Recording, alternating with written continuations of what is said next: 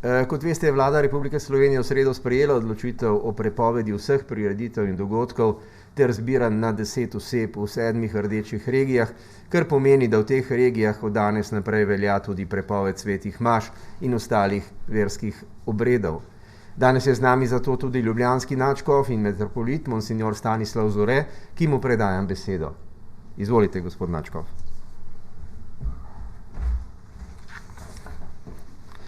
Hvala lepa. Dober dan vsem.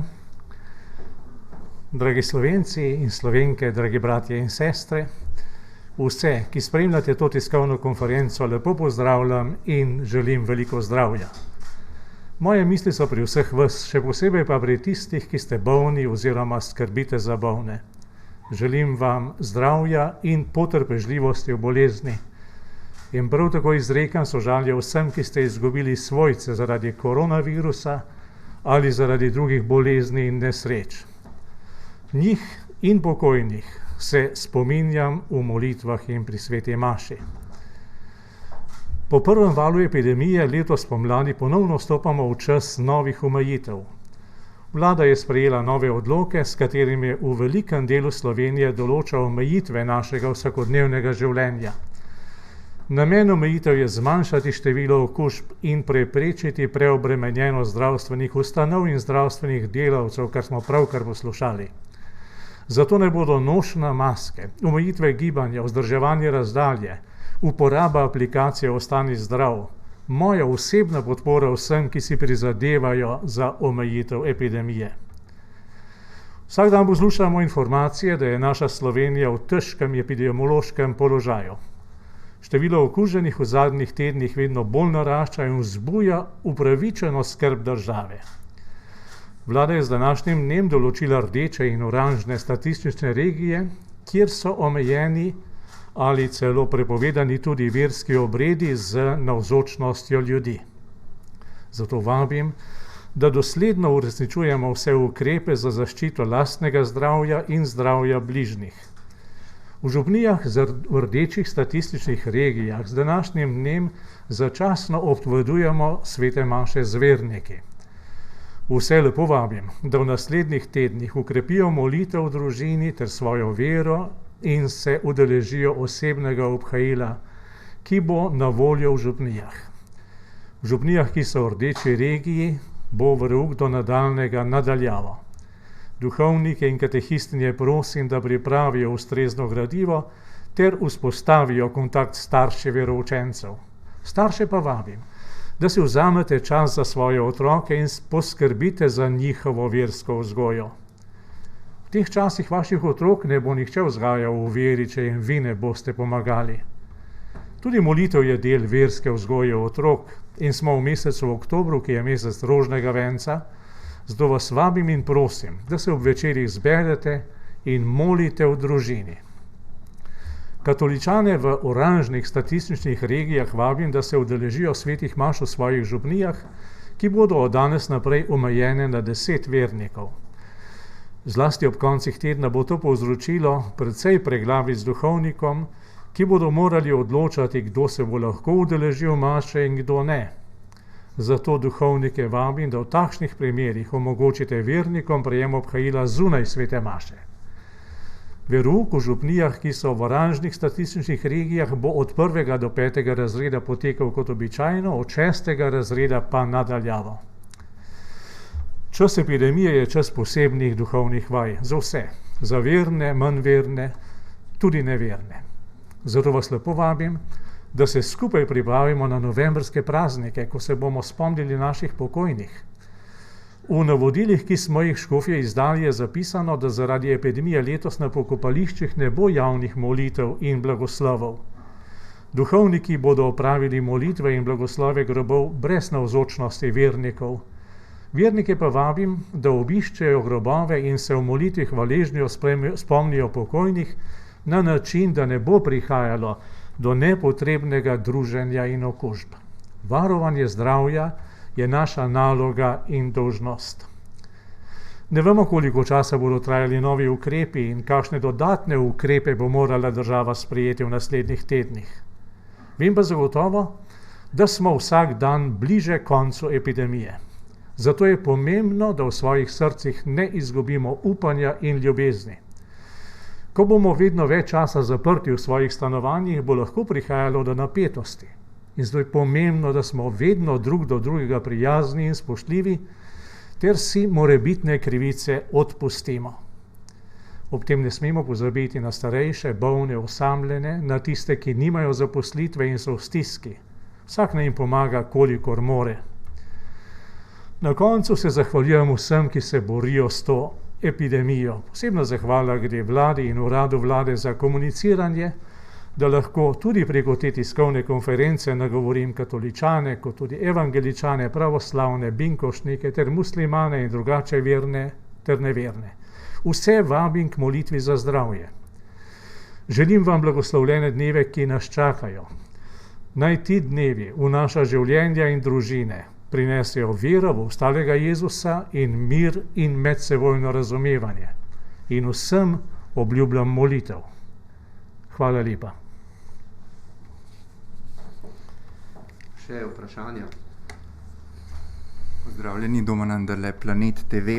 Rekli ste, da v oranžnih regijah bodo maše potekale tako, da bodo omejene na 10 ljudi, za ostale pa bo prejem obhajila omogočen zunaj svete maše. A ste lahko malo bolj konkretni, kako bo to izgledalo, da se ne bi recimo dogajalo, da pa potem zunaj se zbirajo ljudi, se zbirajo v gručah, jih je več na kupu? Hvala lepa za to vprašanje. Ne.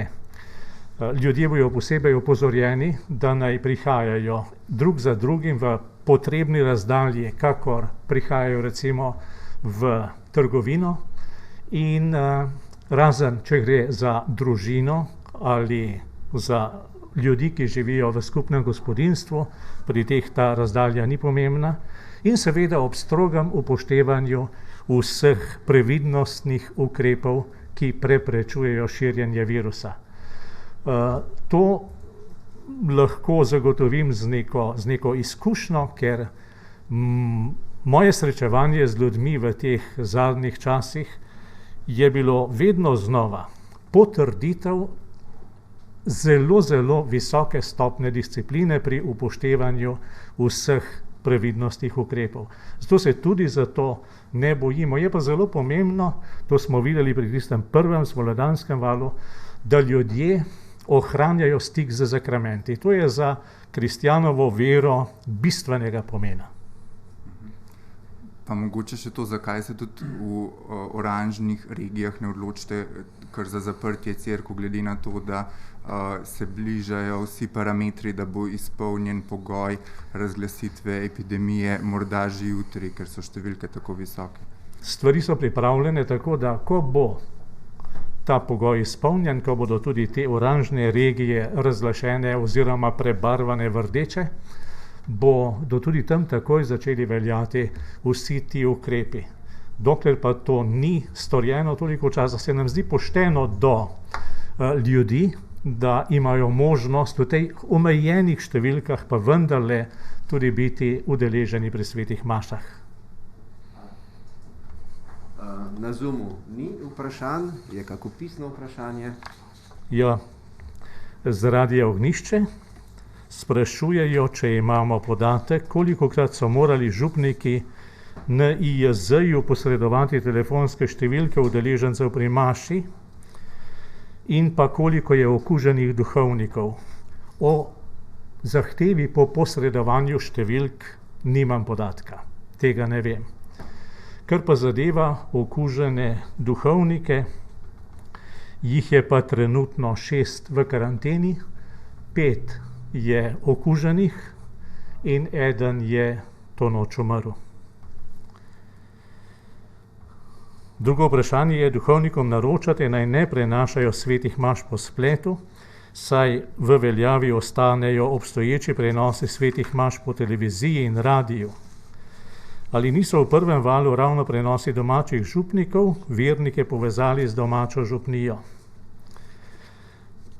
V prvem valu smo dejansko doživeli nekakšen razcvet prenosa svetih maš po spletu na različne načine, ki jih omogoča tehnika, vendar se je pokazalo, ne samo pri nas, tudi v tujini, da so te spletne maše v veliko večjem številu ali pa v večjem odstotku spremljali tisti, ki hodijo občasno k maši, kakor tisti, ki hodijo redno k maši.